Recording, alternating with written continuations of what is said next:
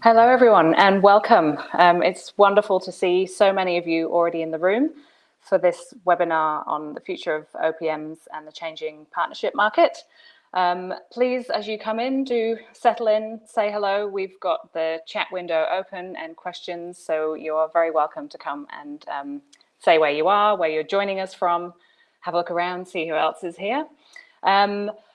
We will be doing a number of polls during the session to get a sense for what you're feeling in the room, and we're looking forward to hearing what you're thinking about OPMs and the partnership market and all that entails. And I know we have some newcomers, some people who may not have attended one of these webinars before, so we're really looking forward to seeing some new points of view and some new takes on things. For those of you who haven't joined one of these before, it will be recorded, so don't worry about taking your detailed notes. You can go back and listen back whenever you like.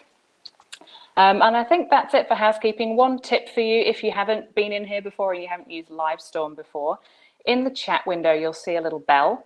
If you don't want to get a little audio ping every time somebody says something in the chat, then you can just click that off and you'll see it's got a little mute on it.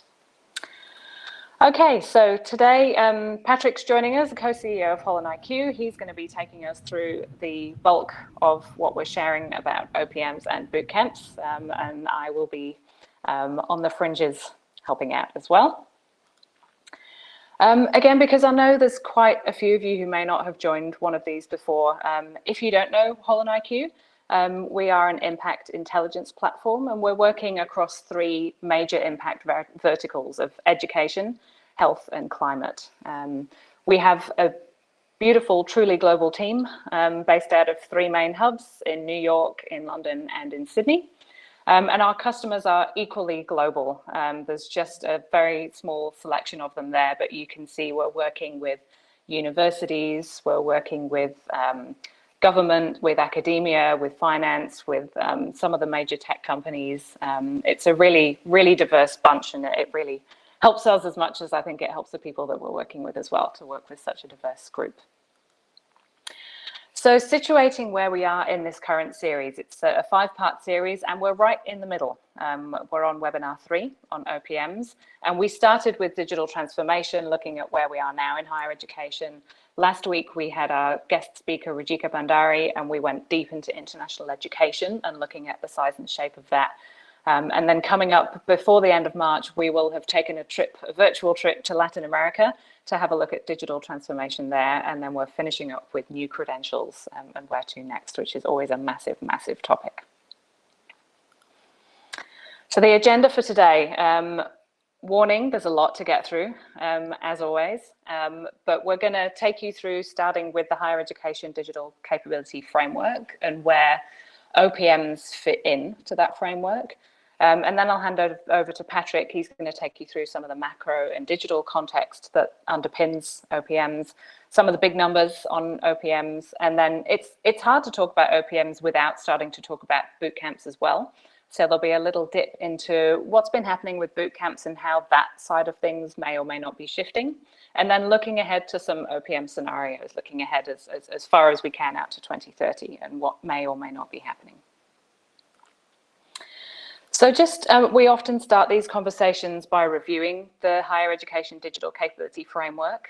So for those of you who haven't come across this before, this has been our focal point really when we've been looking at digital transformation in higher education, and a way to bring together, you know, if you're in a university environment, to bring together all of the many functions that have to take responsibility and share responsibility for digital capability, but also looking deep into what are the digital capabilities that underpin what's happening in higher education. So following a learner lifecycle lens, from left to right, you've got demand and discovery, which includes things like marketing processes, student recruitment, enrollment, through into learning design, where you're into the curriculum design side of things, digital content, subject matter expertise, teaching strategies, through into the learner experience. So that encompasses all kinds of things from academic administration to the learning itself and what digital capabilities underpin and help and enhance that, student life, which is an equally important part of being in higher education, and assessment and verification,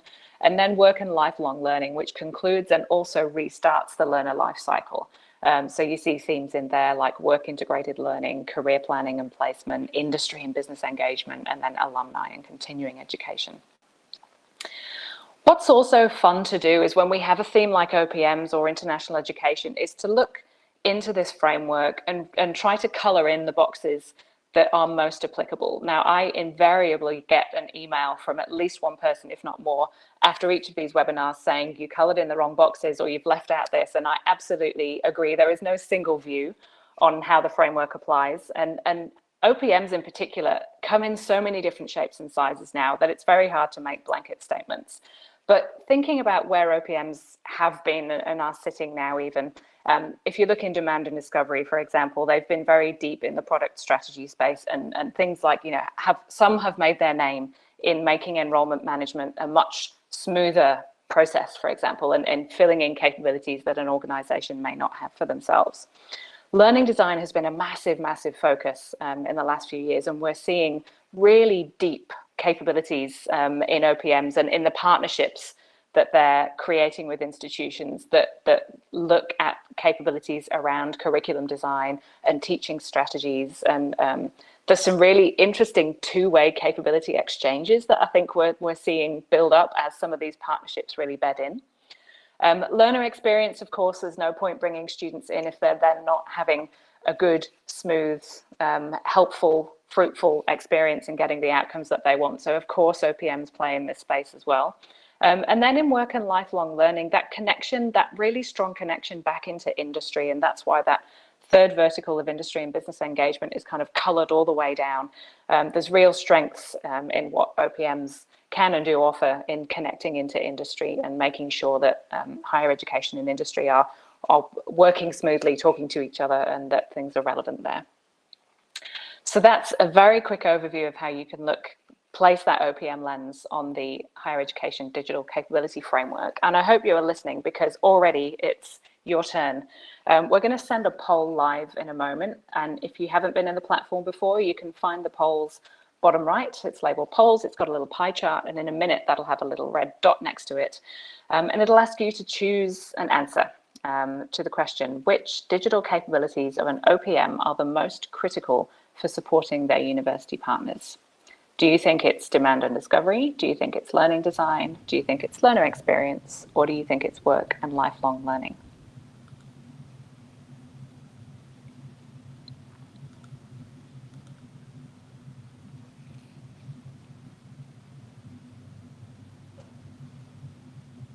The percentages change around a bit before they settle, so I'm just going to give it another minute or so. Definitely changed. Super. Yeah. Keep changing. Yep.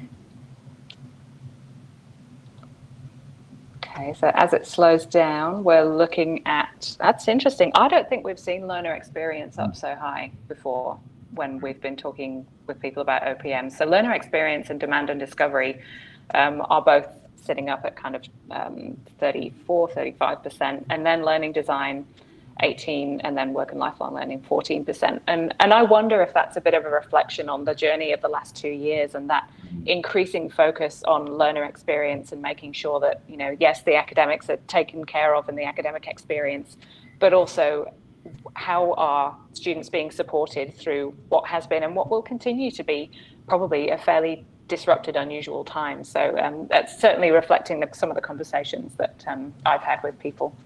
Patrick, I might pass over to you at this point.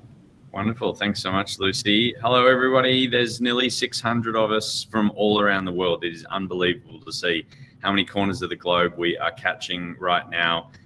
There's a few folks in Europe who are up very late.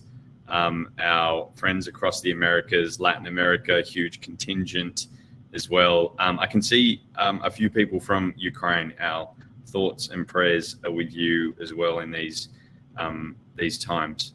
Let me move on. This is going to be a fast and furious presentation as usual for those who usually join us. Way too much, way too quickly. That's why we send a recording straight after, as Lucy mentioned. So let's dive straight in. There are a ton of customers actually on the call as well.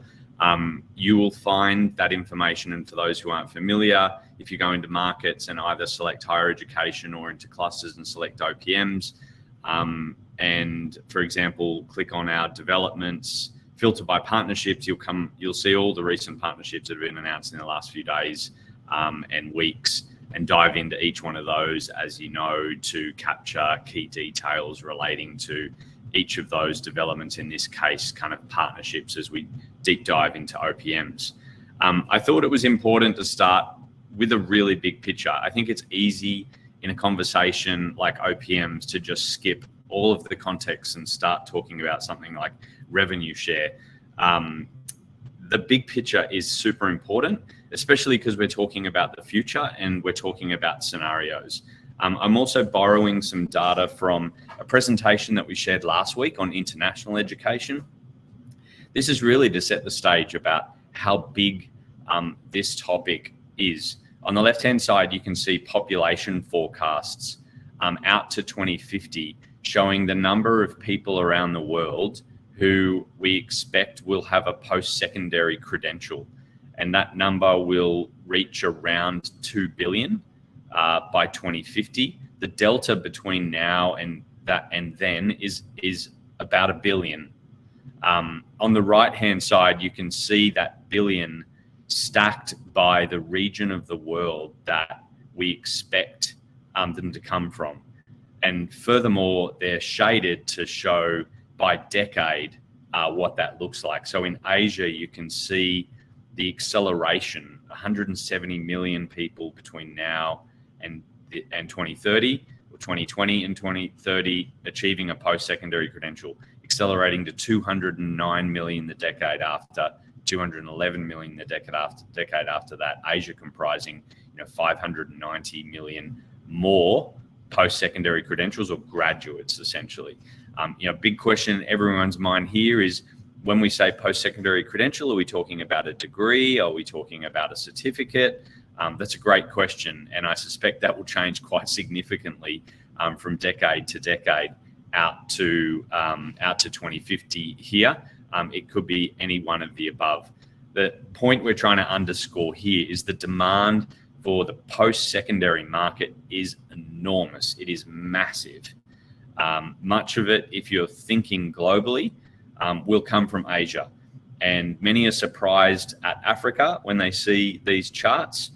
If we extend a little bit further, Africa is just a massive population growth engine. Of course, we're all thoughtful about what COVID has done to the birth rate and how that might play out over time. All these variables are very sensitive to those assumptions. On the supply side, if you like, and I should have mentioned, this is not going to be an emotively charged take on OPMs. This is a very data-driven, microeconomic, scenario-based evaluation. And so it might be a little dry for those who came here for a fight. On the supply side, let's look at the top 1,000 universities. In the middle chart and on the right-hand side, we've mapped the Times Higher Ed top 1,000 universities. In the middle, you can see the count of those universities colored by their ranking in each part of the world. Europe taking the top there, 495 of the top 1,000 universities according to Times Higher Ed are in Europe, and you can see 97 of those in Europe there from the top 200. That's that way to read that chart. We've then looked at the enrollment capacity of those institutions in the top 1,000, 23 million students from the enrollment capacity. That's a very, very small number compared to the previous numbers we looked at in terms of how many students we need to graduate over the next 30 years.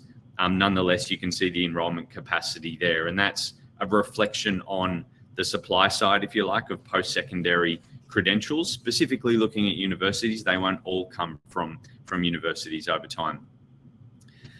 One of the things that Lucy has been leading is a deep dive into digital transformation. As she mentioned, we shared quite recently our annual survey in higher education on what the biggest challenge facing your institution was on the left in the blue chart, and for kind of non-university, and that could include OPMs, other service providers, other enablers as well, about what they perceived the biggest challenge facing institutions was. And at the top there, you can see was digital transformation, digital adoption. By far, it appears number one in all of these polls when we speak to institutions and we speak to OPMs as well. A fascinating kind of tour down the challenge list there. There's no short of challenges for universities around the world at the moment, but the top challenge consistently now is on digital transformation. We had a look quite recently at the change in US online enrollments in post-secondary institutions over time.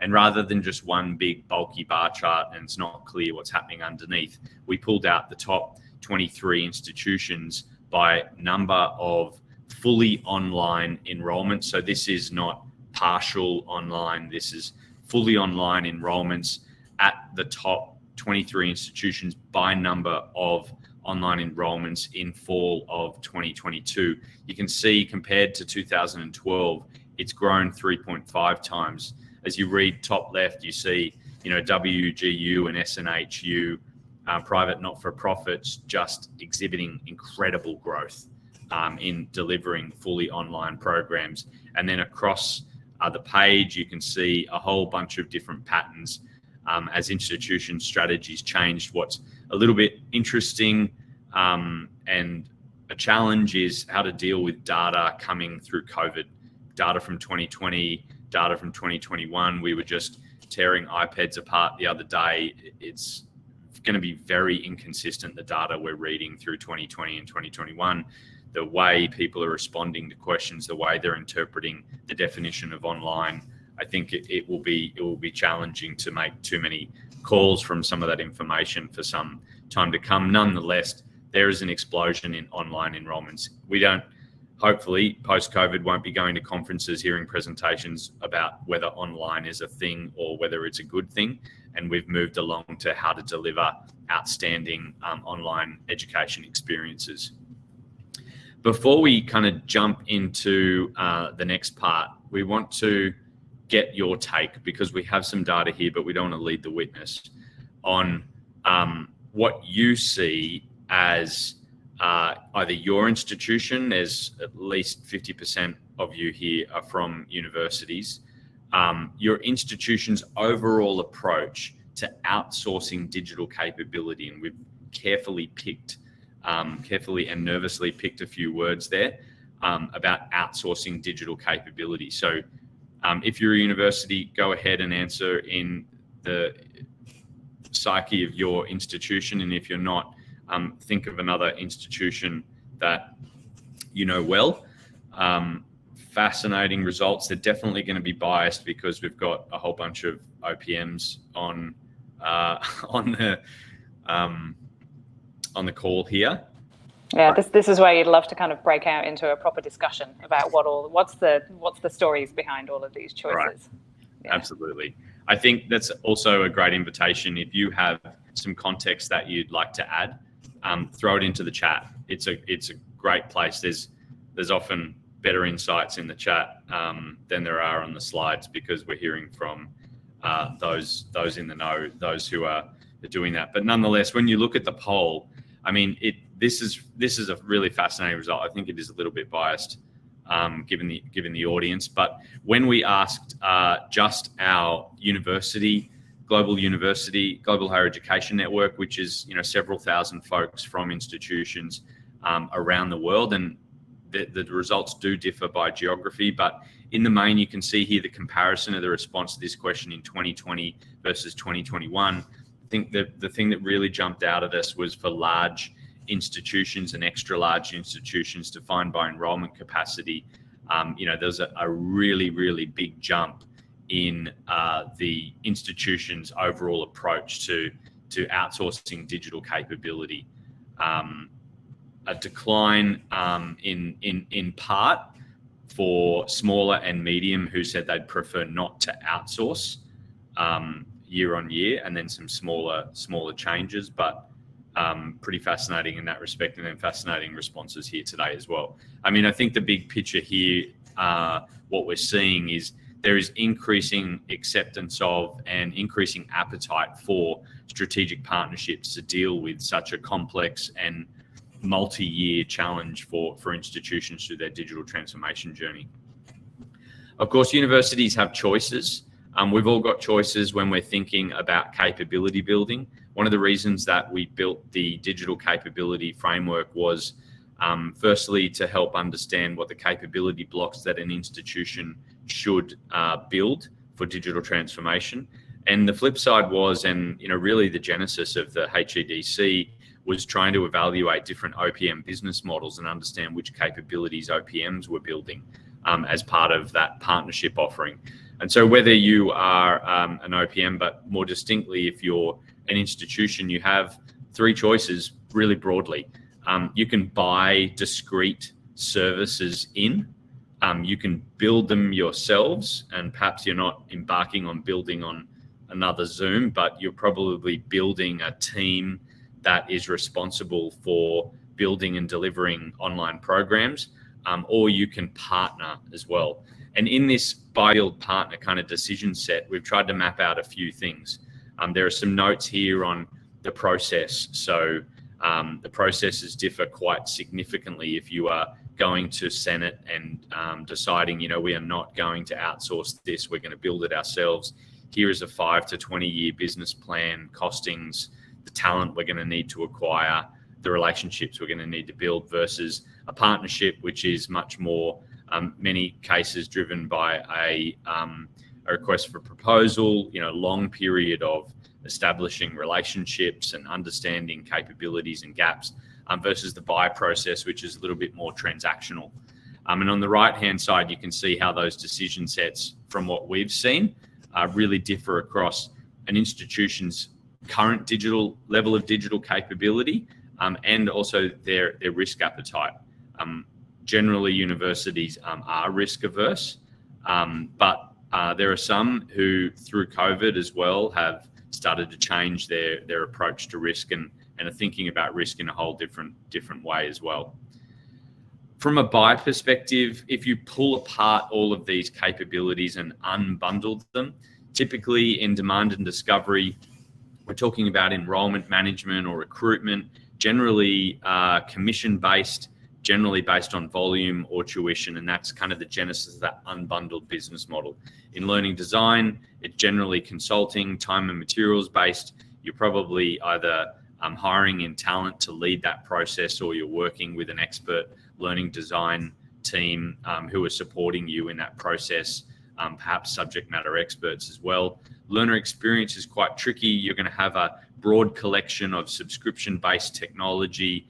You're also going to have per student or per program costs to support that work as well. And in work and lifelong learning, it's really an emerging space. You might have some partnerships. You might be using some technology on a subscription basis to support students in the process of exploring careers, looking at hiring, building their portfolio of credentials through the process as well. But partnership, as we'll see in the data very shortly, is really accelerating as a preferred model for institutions who are looking to partner as part of their digital transformation. Public-private partnerships are quite prolific in other impact sectors.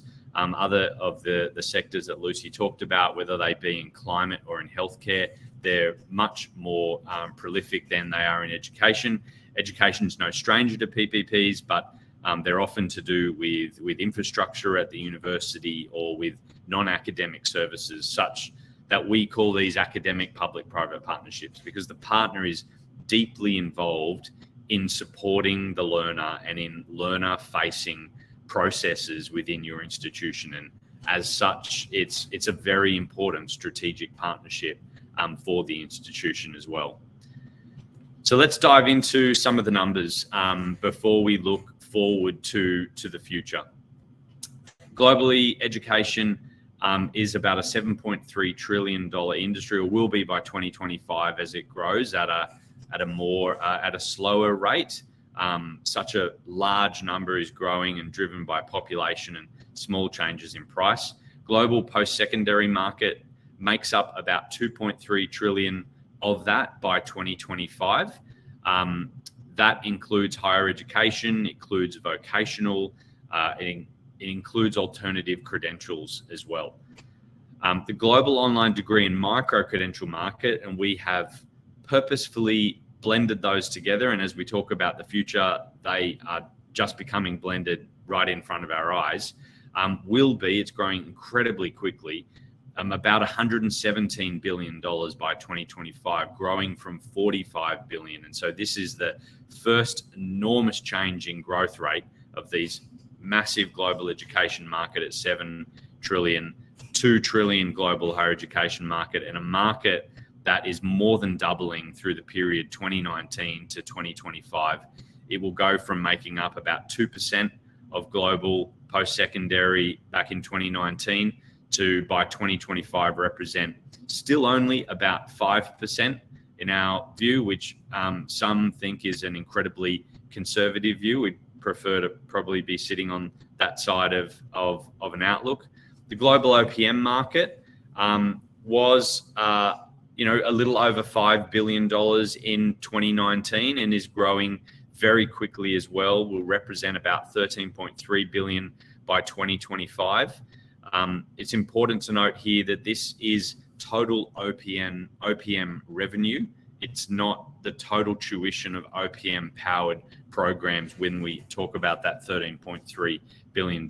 So a very large market by anyone's standards, but you can see relative to the size of global post-secondary, still quite emerging in nature.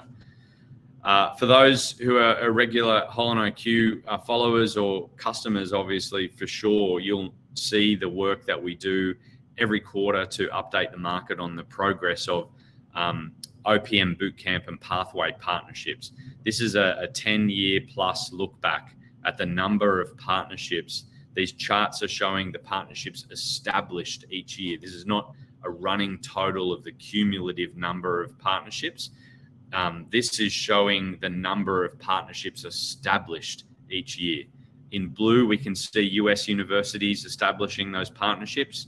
And in green, we can see international universities outside the US market, which, as you can see, represents such an enormous share and in many cases started these models themselves over time. Online program partnerships, through 2021, there were 342 universities who through the year established a OPM partnership through 2021. Massive growth. You can see the spike from 2020 to 2021 there as well. In total, that represents now, approaching 2,000 universities and branch campuses from over 80 countries that we track who have an OPM Bootcamp or International Pathways partnership. What you can see here along the x-axis is those 1,700 partnerships. That's what the width of this chart is representing. And so the US, the largest share there, you can see has the most number of universities out of those 1,700 who have established one of those partnerships. And the colors show the size of the university whom established that partnership within the stack of the US's share of those universities. So 39% of the universities in the United States who established those partnerships were between 1,000 and 5,000 enrollments. And as you look up the stack, you can see, say, purple, very large, over 20,000 enrollments as an institution. And then you start to look across at some of the other major economies that we're tracking academic public-private partnerships in, and how that mix varies of the size of institution. Rest of world, we should have broken out. It includes markets such as Latin America, Southeast Asia, increasingly Middle East and North Africa, Sub-Saharan Africa as well, other parts of Europe, of course, as we start to see this model really expand and be taken up globally. We're diving right into the detail here to show the evolution of program share by level over time. So on the left-hand side, we're looking at US programs. So this is not partnerships. This is now an MBA that an OPM is powering with a university, or a master's in healthcare. You can see the trend on the left-hand side in the US programs: graduate degrees represented in yellow, undergrad represented in green, and non-degree represented in blue. The change in year to year is the change in the cumulative share as we change over time. If we were looking at each individual year, it would be quite choppy and it would be hard to see. It would be dominated by whatever partnerships were established in that year. But you can see here, for example, in the US, the increasing share of non-degree programs as we've moved through time. We're on the right-hand side, we're looking at all non-US. We've called international program evolution, started with a much higher focus on non-degree programs than in the US, and a lower share to start with of graduate formal credentials. You can see undergrad is actually shrinking. It's a little bit more visible, and it started a lot larger on the international program side to get a feel for those as well. Quite recently, we released some data on the economic model, the dominant economic model that is being agreed between universities and OPM partners over time. So these charts again are organized on the left, the US, on the right, non-US, we've labeled international. You can see the change in time. The percentages here only relate to the partnerships that were established in that year. And on the left-hand side through the US, you can see revenue share starting in the 90s, and then over time, we've got to the point in 2021 that it's representing 80, which I think surprises a lot of people who think through reading the media and all sorts of quite emotively driven analysis of the market. Universities and OPMs are predominantly choosing a revenue share based economic model to drive their strategic partnership. You can see in the international market even more so as well. Not to take away any of the arguments that are driven by either side, this is actually very, very typical when we look at our other impact sectors in health and in climate, for a mature risk sharing relationship where one partner is bringing capital and capability and the other partner is the one who is the principal, who owns the credential or who owns the capability set in total to do that as well. So fascinating to see the evolution of that trend and where it will head. As Lucy mentioned, it's hard not to talk about boot camps when you're talking about OPMs these days. Many OPMs have acquired a boot camp. Many new OPMs kind of look like boot camps, or maybe were one-day boot camps. And let us kind of dive in here a little bit just to explain that adjacency. Reflecting back on this chart in terms of partnerships, you can see that the fastest growing partnership market is the boot camp market. So these are universities who are establishing a relationship with a private partner who is bringing curriculum, often bringing instructors or connectivity to industry-based instructors to support those programs. And also importantly, bringing relationships with technology firms and more broadly industry who are looking to hire graduates from bootcamp programs as well. For some time, these were established with, say, the continuing education department. Increasingly, they're being established with departments of computer science, business schools. There's a really much broader range now of departments within a university who are looking to establish a relationship with a bootcamp partner. We've deep dived into this market and released some analysis earlier this week or last week about the size of the bootcamp market. We've seen it grow from its formation kind of early last decade at about $200 million in 2015 to represent about $1.2 billion in 2020. And we think it will be heading towards around $3 billion by 2025.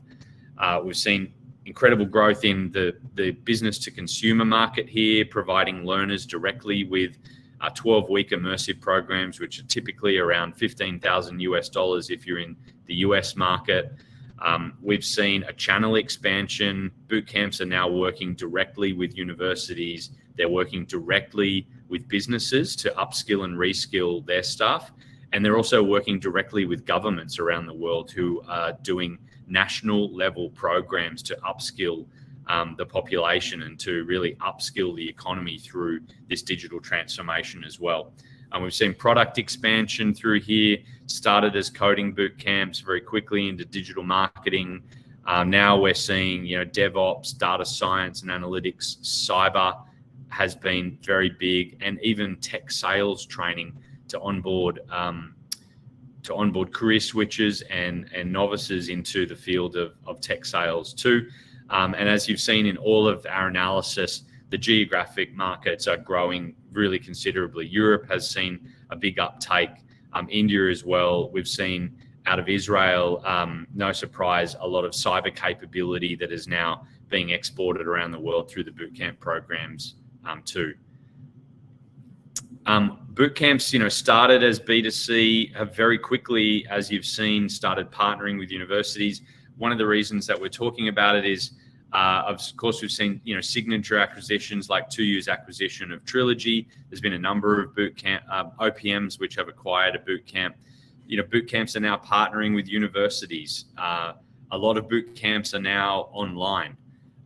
For universities who are looking to establish a broad-based set of relationships to bring some of these capabilities, they're also converging. If you are at a university and looking to appoint, someone who's going to lead online programs, continuing education, digital transformation and skills, you are going to be talking to all of these partners around the world. That $1.2 billion extends across consumer, across university, and across the B2B digital skills programs. And now we're seeing convergence with the likes of boot camps and, say, the Coursera's and the Udemy's, the Plural sites who are providing digital content, digital curriculum, digital instruction, but are starting from a very different place. Universities are generally very fond of boot camps because they started their existence as cohort-driven, instructor-led, face-to-face programs, which is very similar, obviously, to the primary mode that universities are delivering. So boot camps are growing from that direction up and out, back towards, say, a Coursera or an edX who started life as a MOOC, working in generally an asynchronous on-demand environment, and then are working back towards something. And OPMs perhaps represent where those two meet in the middle. All right, we are nearly there. We're now going to pause and look out to the future. What might OPMs look like in 2030? What might this market look like in 2030 as well? We're going to keep the scenarios that we established in 2018, 2019 for this set, because we would like to publish after this work some kind of longitudinal analysis of your thoughts on the scenarios for OPMs. I don't think these scenarios are going to make another iteration though, because the market is changing so quickly. This will probably be the last time, but this is still an incredibly relevant and very interesting take. So the main questions around the future of OPM hinge around two dimensions. That is, whether on the x-axis institutions will seek to outsource digital capability and specifically online programs, or whether that will become business as usual and it will be insourced. The other dimension that is the primary dimension of whether the services for digital transformation will be fragmented and unbundled, or whether they will be consolidated into a smaller market of providers as well. And so when we cut those two dimensions together, we get 4 scenarios. The blue scenario here we call OPX oligopoly. OPX is a term, if you Google HolonIQ OPX, you'll read all about our observation of a number of different markets all converging. Micro-credentials, education as a benefit, OPM, boot camps, some aspects potentially of international education as well. We call this OPX.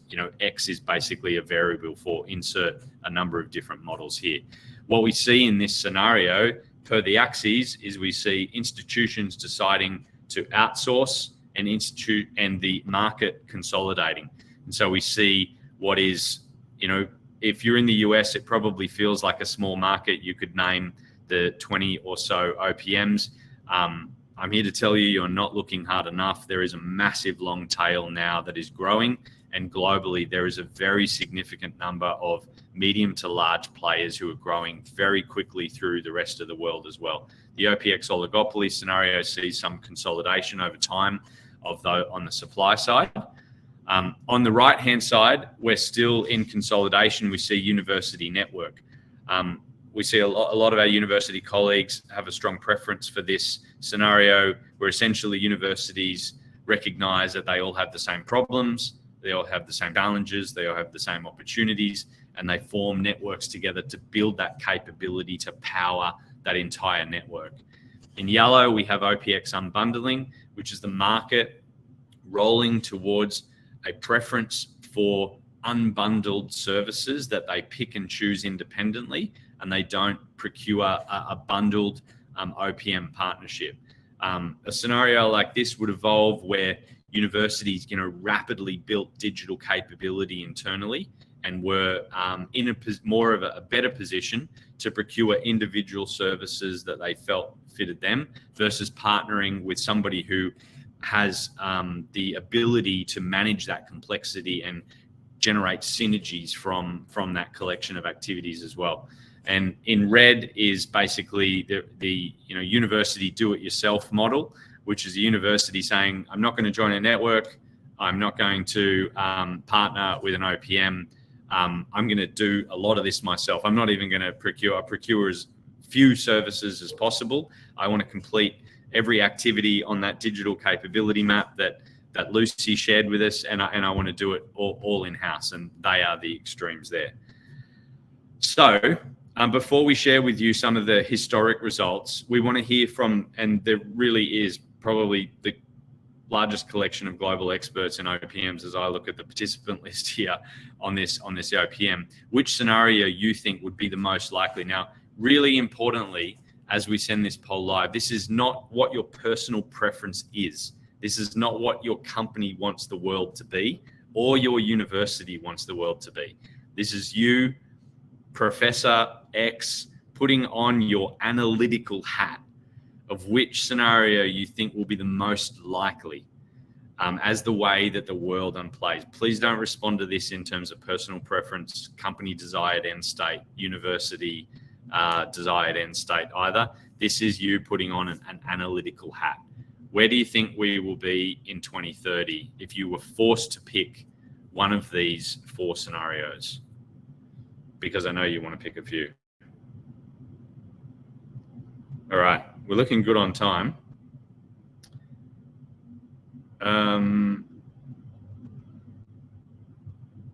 What's your take, Lucy? There's straight up there was OPX unbundling, and then it's kind of being pulled back a little bit with OPX oligopoly, and then there's tiny percentages for university network and university DIY. This is really different to the responses we've seen before. I mean, I still don't know whether everyone participating can see the percentages, but OPX unbundling is 53% of respondents, just over 50%. Not far behind is OPX oligopoly, 40%. So that would be a consolidation of the OPM market towards a dominant handful of players. University network, this is very different to what we've seen before. Only 5% of respondents think that will be the most likely scenario, and I don't think I've ever seen university DIY so low? So reflecting on those results and sharing with you, and because we're maybe a little bit too analytic for our own good sometimes, this was the ranking of responses last year when we conducted this. So University Network was the first, OPX Oligopoly was second, OPX Unbundling was third, and University DIY was fourth. What those percentage bars are showing you is rather, again, than just one big number that's obfuscating what's happening underneath, which is a big spread of people who think the likelihood of each individual scenario when we did this in detail with our global higher education network. So this is a very big change in that unbundling has gone from third to first today. OPX Oligopoly is still in second place. University Network has fallen way behind, down to number 3. And what's not really clear when comparing to this chart is the gaps from today's Pulse survey are massive. Unbundling is way out in front with 52%. OPX Oligopoly, it's not too far behind with 40%.